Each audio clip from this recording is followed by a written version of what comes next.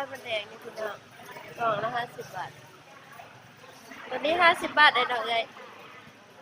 จันสะอ่อน50 บาทเองไข่มดแดงไข่มดแดงนะคะเนี่ยเป็นจันสะอ่อนขนาดไข่มดแดงเด้อพี่น้องเด้อ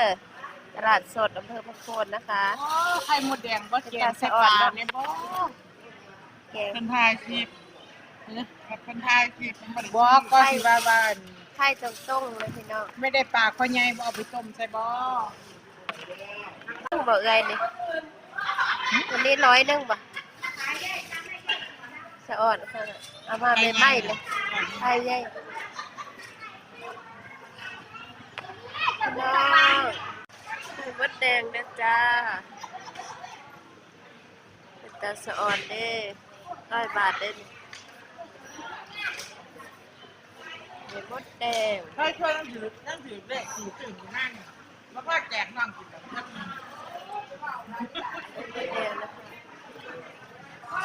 ขอบคุณที่รับชมจ้าฝากช่องรัตนาพารีวิวตลาดด้วยนะคะฝากกดไลค์กดแชร์ติดตามพี่น้องด้วยนะคะ